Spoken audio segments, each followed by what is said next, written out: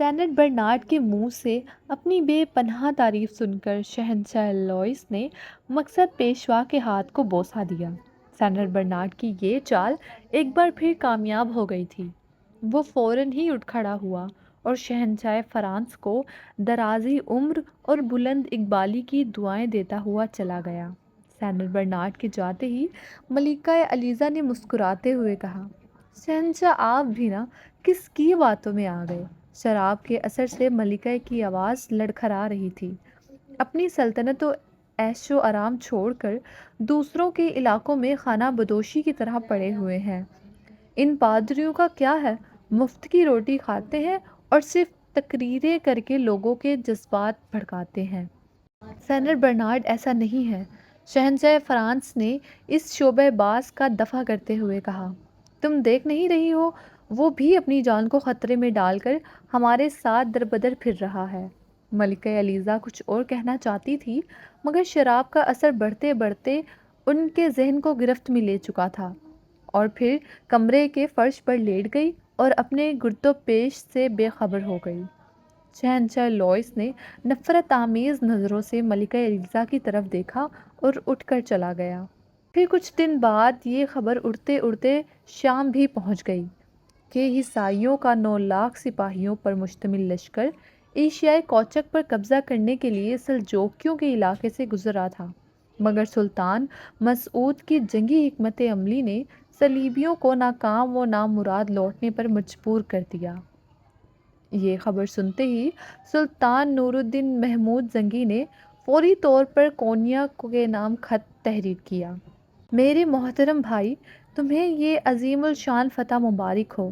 مجھے خوشی ہے کہ تم نے یروشالم اور ایڈیسا میں بے گناہ مسلمانوں کے قتل عام کا بدلہ لے لیا۔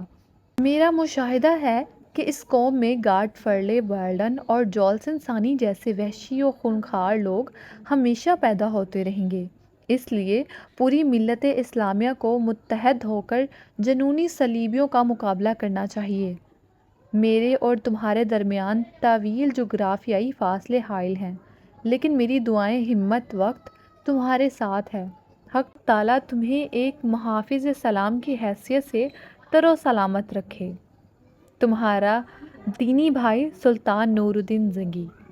سلطان مسعود عادل کے نام مبارکباد کا خط ارسال کرکے سلطان نور الدین زنگی نے اپنی فوج، سرداروں اور سیاسی مشیروں کا ایک خفیہ اجلاس طلب کیا اور فرانس اور جرمنی کی شکست کا حال بیان کرتے ہوئے حاضرین مجلس سے پوچھا، آپ کے خیال میں شہنشاہ لوئس اور شہنشاہ کارنٹ کی سیاسی عزائم کیا ہیں؟ تب صلاح الدین کا حقیقی چچا اسد الدین شیر کوہ اپنی نشست پر کھڑا ہوا۔ اس وقت اسد الدین شیر کوہ کی سیاسی حیثیت یہ تھی کہ درباری سلطانی میں سب سے زیادہ با اثر سردار تھا۔ سلطان نور الدین زنگی اسد الدین شیر کوہ کو اپنے معتمد خاص سمجھتے تھے۔ سلطان عادل فرانس اور جرمنی کے شہنشاہ توسیع سلطنت کی خواہش میں یورپ کی حدود سے نکل کر کچھ ایشیائی علاقوں پر قابض ہونا چاہتا تھا۔ اس کے سوا بظاہرین کے کوئی اور عزائم نظر نہیں آتے۔ اسد الدین شیر کوہ کے بھائی نجم الدین ایوب اور دوسرے سرداروں نے بھی کم و بیش اس قسم کے خیالات کا اظہار کیا۔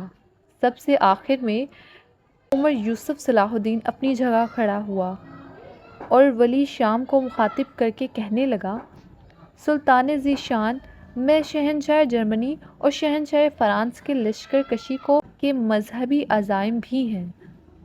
درباری امرائے نے بڑی حیرت سے اس نوجوان کو دیکھا جو عمر رسیدہ اور جہاندید سرداروں کی رائے سے اختلاف کر رہا تھا۔ خود سلطان نور الدین محمود زنگی بھی یوسف صلاح الدین کے خیال پر متعجب تھا۔ یوسف، تم اپنی بات کو ثابت کرنے کے لیے کوئی مضبوط دلیل بھی رکھتے ہو؟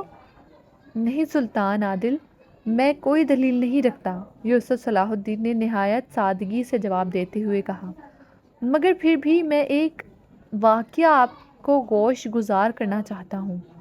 سلطان نور الدین محمود زنگی کے ساتھ دوسرے سردار بھی اس نوجوان کی بات سننے کے لیے ہمتن گوش ہو گئے۔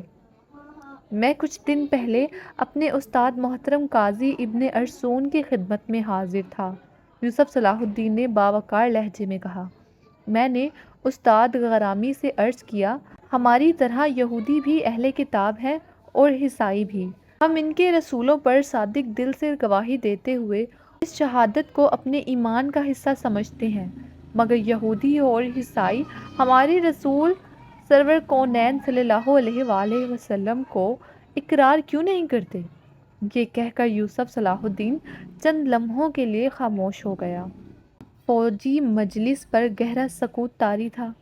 میرے اس سوال کے جواب میں استاد محترم نے فرمایا، یوسف صلاح الدین نے سلسلہ کلام جاری رکھتے ہوئے کہا، حق تعالیٰ نے قرآن حکیم میں یہودیوں کی فطرت کو اس طرح بیان کیا ہے، تم تو ہمیشہ کے عہد کر کے توڑ دینے والے ہو۔